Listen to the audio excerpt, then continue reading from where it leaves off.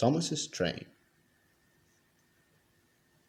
Thomas often grumbled because he was not allowed to pull passenger trains. The other engines laughed. "You're too impatient," they said. "You'd be sure to leave something behind." "Rubbish," said Thomas crossly. "You just wait. I'll show you." One night he and Henry were alone. Henry was ill. The man worked hard, but he didn't get better. Now, Henry usually pulled the first train in the morning, and Thomas had to get his coaches ready. "If Henry is ill," he thought, "perhaps I shall pull his train." Thomas ran to find the coaches. Come along," he fussed. "There's plenty of time, there's plenty of time," grumbled the coaches. He took them to the platform and wanted to run round in front at once, but his driver wouldn't let him. "Don't be impatient, Thomas," he said. So Thomas waited and waited. The people got in, the guard and station master walked up and down, the porters banged the doors, and still Henry didn't come. Thomas got more and more excited every minute. The fat director came out of his office to see what was the matter, and the guard and the station master told him about Henry. "Find another engine," he ordered. "There's only Thomas," they said. "You'll have to do it then, Thomas. Be quick now." So Thomas ran round to the front and backed down on the coaches ready to start. "Don't be impatient," said his driver. "Wait till everything is ready." But Thomas was too excited to listen to a word he said.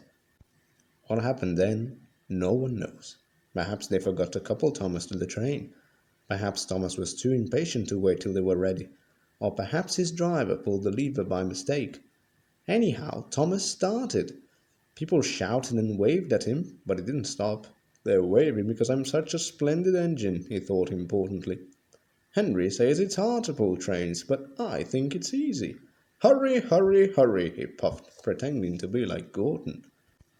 As he passed the first signal box, he saw the men leaning out, waving and shouting. "They're pleased to see me," he thought. "They've never seen me pulling a train before. It's nice of them to wave." And he whistled, "Beep, beep, thank you," and hurried on. But he came to a signal at danger. "Bother," he thought, "I must stop, and I was going so nicely too. What a nuisance signals are." And he blew an angry beep, beep on his whistle.